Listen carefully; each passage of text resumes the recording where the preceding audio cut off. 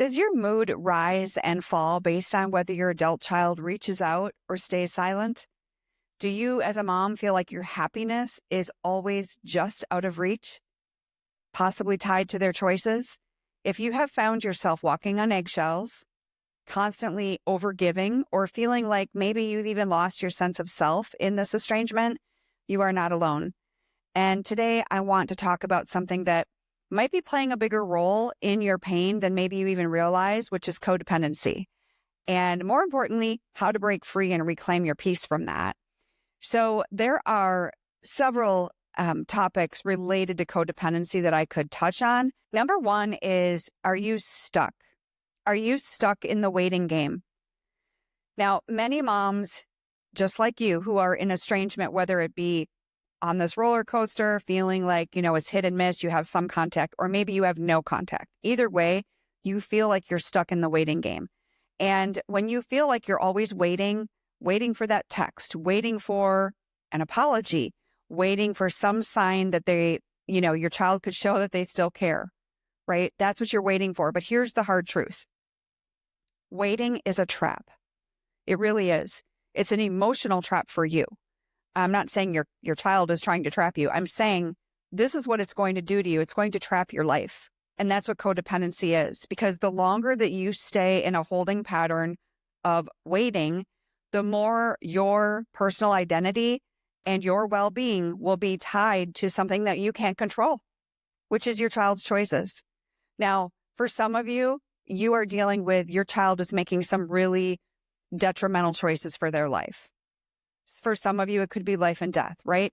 Your children are making really hard decisions without much thought usually. So if those are really bad choices, or maybe their choice of just not wanting to communicate with you, it could be as simple as that.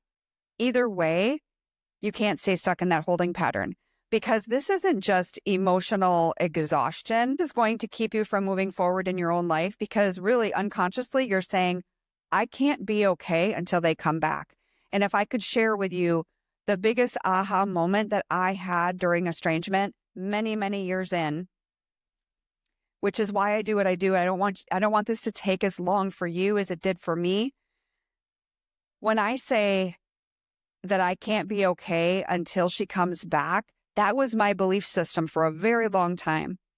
And what I want to encourage you today is to know that aha moment that I had was, I have to be okay, even if she isn't. And when I truly believed that, that was sent from God, literally, because that was not my mindset at the time at all.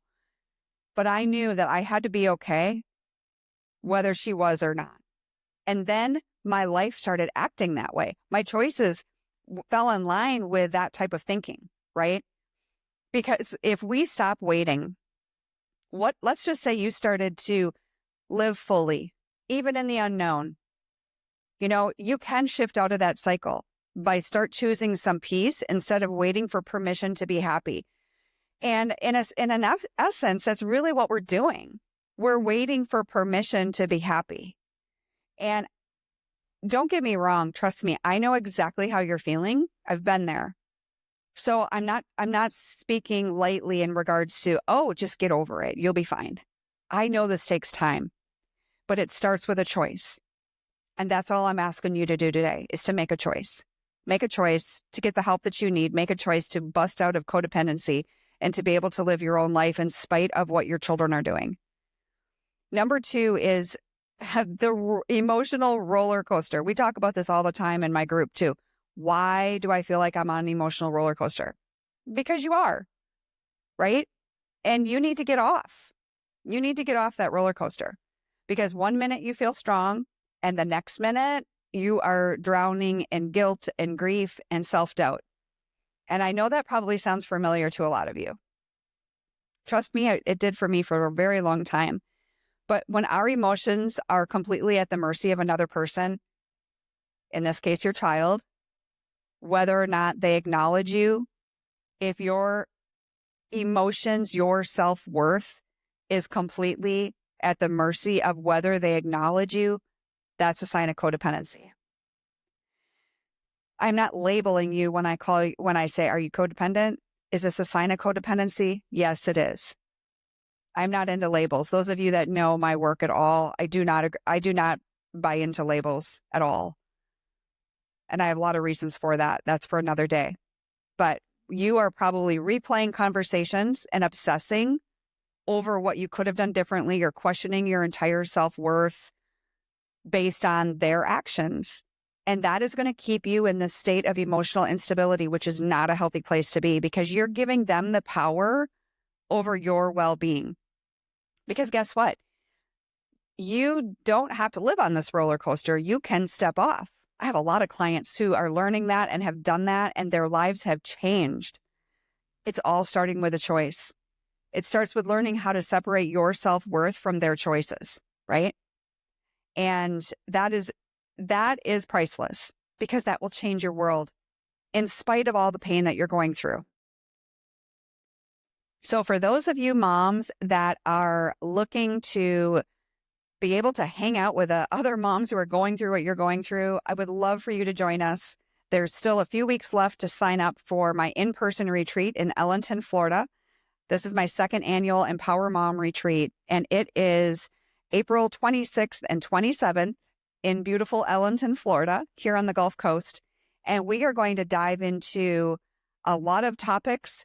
We're going to build relationships, and you are going to leave with friends. And that's what I want for you. I can't wait to meet you personally, but more importantly, I want you to be connected with other moms who are going through what you're going through. And this is going to be a time of relaxation, rejuvenation. We're going to laugh, we're going to cry, and they're all okay. This is going to be a powerful weekend. So if you are interested, you can reach out in the show notes. Our team email is down below. You can check that out, and we would love to send you more information on that.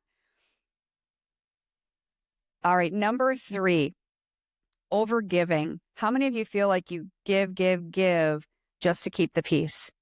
Maybe you're even giving in the sense of it's sacrificing.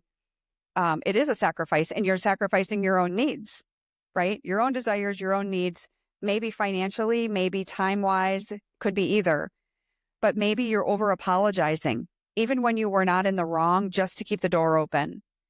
You know, there's a lot of ways to have communication around apologies, but I do know a lot of moms that will apologize over and over and over again. And unfortunately, sometimes maybe it's your son or daughter that is expecting that. And they get enjoyment out of that, which is not right. But it goes to show you that they're trying to manipulate and control.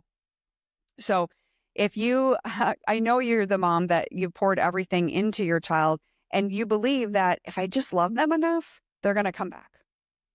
But honestly, overgiving can create resentment, not reconnection. So if you are that mom that's been doing that, you're probably seeing that, or you will be seeing that, where that expectation comes in, where it becomes resentment. But buying them something, buying your way back is not going to reconnect you. It can make them pull further away at times, because love cannot be tied to guilt or obligation. It doesn't feel like love to you or to them. So we need to focus on how to shift from overgiving to healthy mutual respect, where your love isn't about fixing them, but about loving yourself in the process. And lastly, number 4 is how to detach with love. We need to reclaim our own life. And again, detachment does not mean giving up on your child. It doesn't mean shutting down or walking away. It means that detaching with love, there's a difference, right? Detaching with love means releasing the belief that it's your job to fix, save, or change them. It means recognizing that their healing is their responsibility, not yours. And so many moms believe that if they do stop trying, then they're just giving up. They're abandoning them. And I don't believe that to be true at all. So when you detach with love, you are not closing the door. You're just refusing to let their choices dictate your peace. And so if you recognize yourself in any of this that I just shared, please know that you are not alone and you're not powerless. And that breaking free from codependency is not about cutting ties. It's about cutting the emotional chains that keep us stuck in pain. And I promise you that there is peace on the other side of all of this. And so if you have noticed codependency in your own journey, I would love to hear from you in the comment section, because I would love to know how you've been handling it, what has worked for you, what hasn't worked for you. And we can dive into more topics related to this if you feel the need. So I hope this helped you. I will see you in the next episode. God bless.